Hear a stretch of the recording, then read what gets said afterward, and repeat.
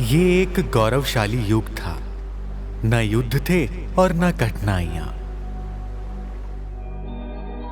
ये परमात्मा की वो अद्भुत सृष्टि थी जो मानव बुद्धि से परे थी। लगभग 5000 वर्ष पूर्व का भारत, इसे शास्त्रों में कई नामों से वर्णित किया गया है, जैसे सृष्टि का आरंभ, सतयुग, स्वर्ण युग, स्वर्ग और जन्नत आदि।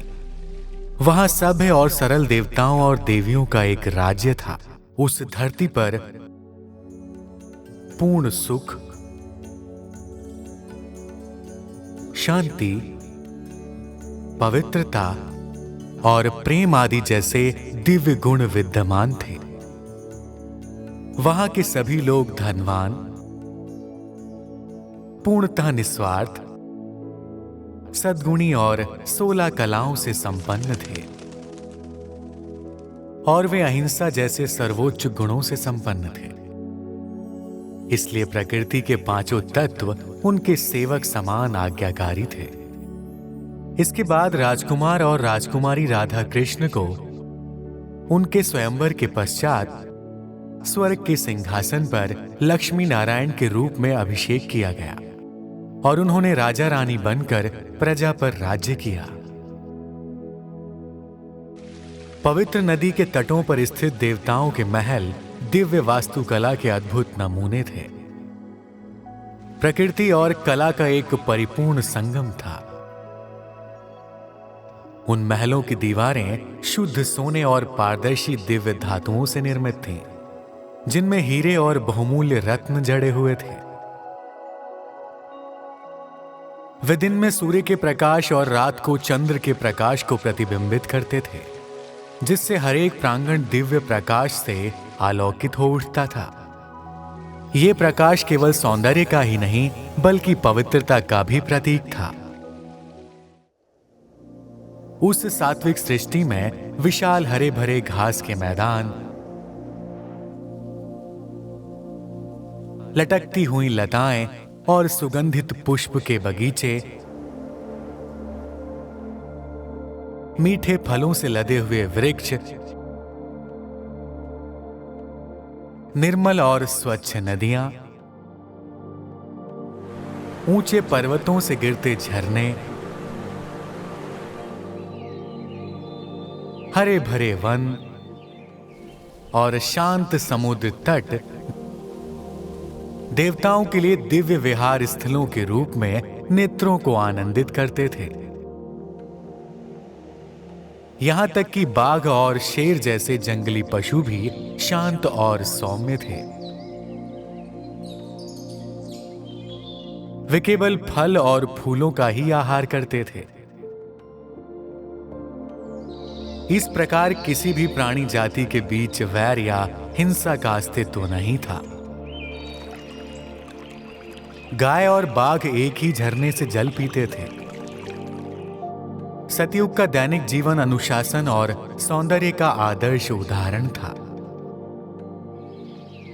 लोग ब्रह्म मुहूर्त में पक्षियों के मधुर कलरव और पत्तों की कोमल सरसराहट से स्वाभाविक रूप से जागते थे। स्नान की औपचारिक विधियों में सेवक सेविकाएं उनकी सहायता करती थीं। इसके बाद वे स्वयं को सुंदर आभूषणों से सजाते थे, जो कोमल, हल्के और अत्यंत सूक्ष्म कलाकारी से बने होते थे। सतयुग की शिक्षा का उद्देश्य था पूर्ण व्यक्तित्व का विकास, राजविद्या तथा राजधर्म का ज्ञान। उन्हें प्रकृति और ब्रह्मांड का संपूर्ण ज्ञान था। देवताओं के शरीर शुद्ध सात्विक तत्वों से बने थे।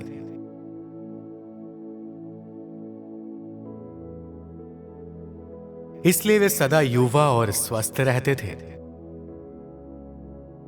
अपनी पूर्ण आत्मा के उपासक बनकर वे आध्यात्मिक गुणों से समृद्ध थे। पुरुष और महिला के बीच किसी भी प्रकार का भेदभाव नहीं था। वे अपने पिछले जन्मों के अनुभवों का आनंद लेते थे। वे पूर्णतः स्वावलंबी होकर किसी पर भी निर्भर हुए बिना स्वतंत्र रूप से जीवन व्यतीत करते थे। वे किसी भी प्रकार के प्रलोभनों में नहीं पड़ते थे। प्रत्येक आत्मा स्वतंत्र रूप से जीवन व्यतीत करती थी, आध्यात्मिक गुणों से संपन्न और बाहरी सहायता से रहित। इसलिए सतयुग में न कोई अस्पताल थे, न कारागार और न ही कोई न्यायालय था। यह पूर्ण रूप से विकसित और आदर्श मानव जीवन का युग था। देवताओं के जन्म दिव्य इच्छा और योग बल से होते थे, किसी शारीरिक प्रक्रिया से नहीं, बल्कि एक पवित्र, आनंदमय और चेतन प्रक्रिया के माध्यम से। सतयुग में जीवन दिव्यता, पवित्रता और योग शक्ति द्वारा संचालित था। वहां की तकनीक सरलता और आराम प्रदान करती थी। प्रत्येक परिवार में केवल 2 संतानें होती थीं, एक राजकुमार और एक राजकुमारी, जिनकी प्रेम पूर्वक देखभाल दिव्य सेवक करते थे।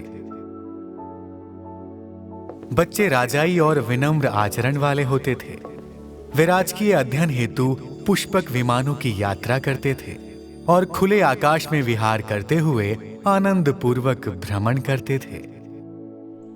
बच्चों को राजकला, संगीत, नृत्य और चित्रकला की शिक्षा दी जाती थी, जिससे उनमें बुद्धि और सद्गुण दोनों का विकास होता था। मृत्यु भी वहां दुख का कारण नहीं थी, बल्कि एक भव्य और पवित्र उत्सव के समान थी।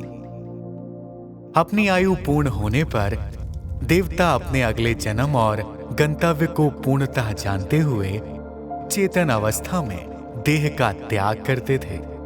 उनके अंतिम संस्कार अत्यंत पवित्र और श्रद्धा के साथ संपन्न होते थे। जीवन का शेष समय वे आनंद पूर्वक प्रकृति की गोद में व्यतीत करते थे। पूरा परिवार एक साथ पवित्र उद्यानों और दिव्य उपवनों की यात्रा करता था। वर्तमान ऑस्ट्रेलिया जैसे प्रदेश उस समय देवताओं के लिए अत्यंत रमणीक अवकाश स्थल थे। यात्रा के लिए वे पुष्पक विमानों का उपयोग करते थे। ये दिव्य आकाशीय रथ सूर्य और परमाणु ऊर्जा से संचालित होते थे और मन की इच्छा से नियंत्रित होते थे। ध्वनि की गति से भी तीव्र इन विमानों को बच्चे भी सहजता से संचालित कर सकते थे। पुष्पक विमानों की आकृति आवश्यकता अनुसार बदल जाती थी और वे आकाश में सुगमता से उड़ते थे। देवता नदियों और वनों के माध्यम से यात्रा करते थे। वे झरनों में स्नान करते, दिव्य पक्षियों और पशुओं के साथ खेलते और प्रकृति की समृद्धि का आनंद लेते। परिवार एक साथ भोजन करता और हर्षपूर्वक जीवन व्यतीत करता। उनका आहार मुख्यतः फलों और फूलों पर आधारित था। वहां हर प्रकार के स्वाद स्वाभाविक रूप से उपलब्ध थे। वृक्ष प्रेम पूर्वक झुककर पके हुए फलों को अर्पित करते थे, जिनका रस कोमल स्पर्श से तुरंत बहने लगता था। इस प्रकार सतयुग का पारिवारिक जीवन प्रेम, सद्भाव और आदर्श आचरण का एक आदर्श रूप था। सतयुग का संदेश शाश्वत है। सच्ची शांति और समृद्धि भौतिक संपदा से नहीं, बल्कि आंतरिक पवित्रता और आध्यात्मिक संतुलन से उत्पन्न होती है। यदि आज हम अपने भीतर दिव्य गुणों को जागृत करें, तो स्वर्ण युग निश्चित रूप से पृथ्वी पर पुनः स्थापित होगा। सतयुग कोई बीती हुई मिथक कथा नहीं है, ये मानवता का सुंदर भविष्य का स्वप्न है। इसे पुनः साकार करना हमारी सामूहिक पवित्र जिम्मेदारी है। हम सतयुग की और भी अधिक दिव्य झलकियों के साथ पुनः लौटेंगे। तब तक के लिए ओम शांति। धन्यवाद।